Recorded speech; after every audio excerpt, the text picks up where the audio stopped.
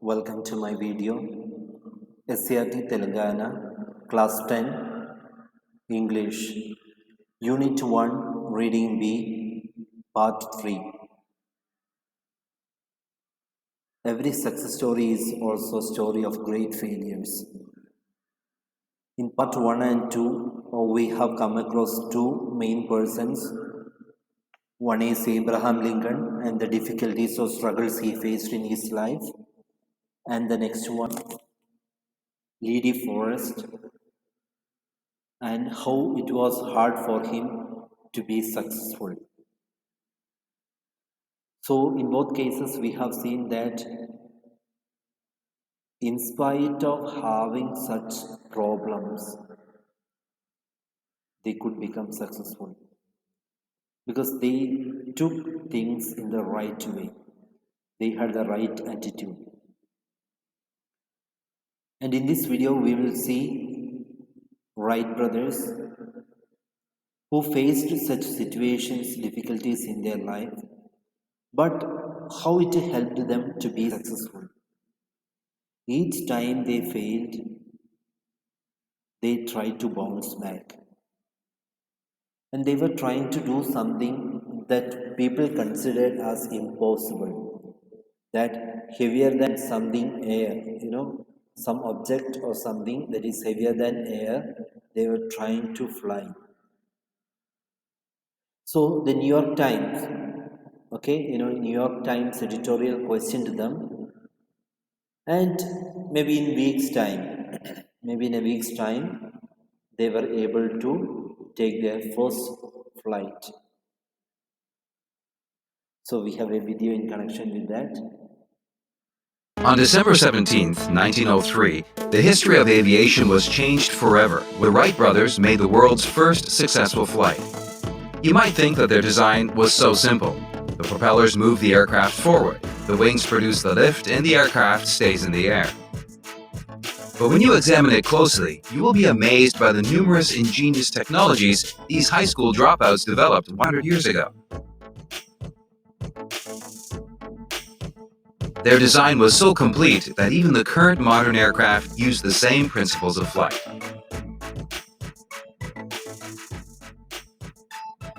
First things first, to make an aircraft fly, you have to first overcome the pull of gravity, or, in other words, you have to produce a lift force.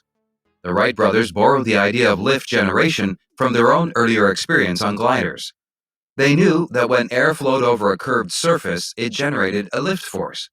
The higher the speed, the more would be the lift force. An increase in angle of attack also increased the lift force. How is this lift generated? That's a topic for another video.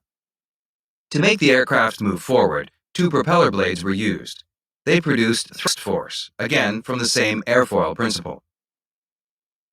The thin propeller blades were a clever design choice.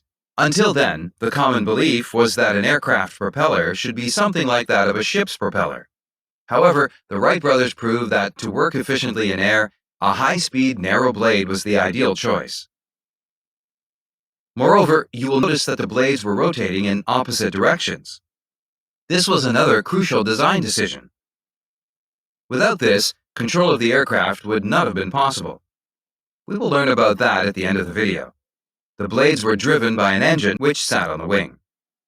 To fly an aircraft, you have to obey the following force equations of flight. To come up with an aircraft design which satisfied these equations, the Wright brothers developed their own lift data by abandoning all the wrong lift data that was available at that time.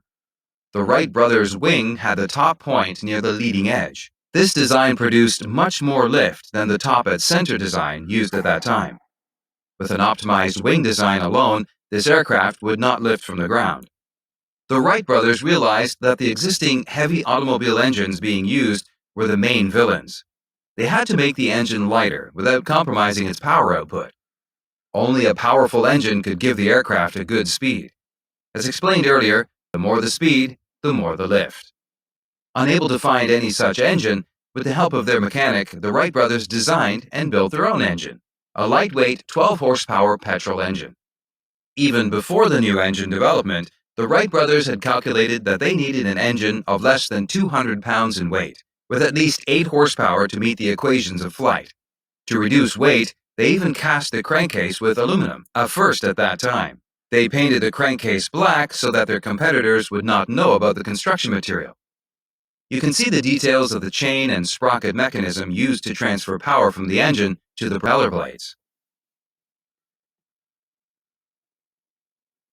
With this design, at proper airplane speed, the lift force would overtake the gravitational pull and they would have takeoff. Did you notice a rail track in this visual? That was another clever design decision from the Wright brothers. They knew that it was impossible to get a good airplane speed in the sandy terrain, so they used a 60-foot-long rail track arrangement for a smooth takeoff. The Wright brothers' main innovation was the development of successful flight controls. Aircraft crashes were a common issue in those days, and nobody knew how to control them. To have a successfully controlled flight, the Wrights had to control their plane in 3 axes: pitch, roll, and yaw. They again relied on the principles of the airfoil to accomplish this task. To pitch the airplane, the Wright Flyer had an elevator arrangement at the front. You can see that by moving this lever, a rope mechanism changed the angle of the elevator. If the elevators rotated up, there would be an upward lift force as per the airfoil principle. The torque produced by this lift force could push the whole aircraft up as shown. To push the aircraft nose down, they just did the reverse. In modern airplanes, the elevators are fitted at the back. To roll the aircraft, Wilbur Wright had a great idea: wing warping. It was clear that by twisting the wing along its length at one end, the angle of attack would be positive and the other end it would be negative. This would obviously create a lift differential and the airplane would roll. To understand how the Wright brothers practically achieved the wing warping, let's have a look at this animation. The pilot controls a cradle using his hip, which in turn controls 2 separate cables attached to it. The cable movement makes the wing warp through a clever mechanism.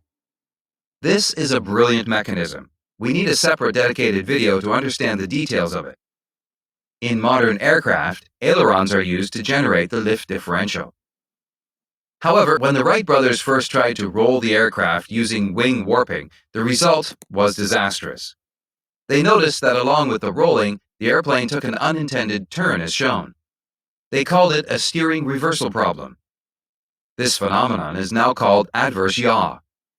The physics behind the adverse yaw are now well understood. The airflow above the high-angle wing region produces high drag. On the other tip, the drag force is low. The difference in the drag force makes the airplane yaw as shown. The Wright brothers overcame this issue with the help of a rudder arrangement. If the aircraft was yawing in this way, they turned the rudder as shown, in such a way that the torque produced by the rudder would exactly cancel the adverse yaw torque. Here, the Wright brothers made another smart move. Since the rudder had to be operated whenever there was wing warping, they connected the rudder and wing warping controls together. Both these motions were simultaneously operated from the hip control. By using these controls effectively, the Wright brothers were able to give the aircraft the stability needed. Pitch the aircraft to climb up or climb down, and make a smooth turn by banking the aircraft. Now, back to the interesting question posed in the middle of the video. Why did the Wright brothers use opposite direction of rotation for the blades? This was to cancel the gyroscope effect of a rotating wheel. Any rotating object has an angular momentum. Assume the Wright brothers designed the aircraft with the blades spinning in the same direction. Now the pilot decides to pitch the aircraft by lowering the elevator. The lowering of the elevators would obviously produce a torque as shown. However, the airplane would not pitch upwards as expected due to the angular momentum of the blades. Instead, it would take an unexpected side turn as shown. This unexpected phenomenon is known as gyroscopic precession. Gyroscopic precession conforms perfectly with Newton's second law of motion. You can see that the direction of change in angular momentum is the same as that of the torque applied. The only way to overcome such unexpected behavior is by eliminating the very cause of it, the angular momentum of the spinning blades. That is exactly what the Wright brothers did with two blades spinning in opposite directions. It is astonishing to discover that the Wright brothers thought about such detailed engineering points despite their limited formal education. Did you notice that the pilot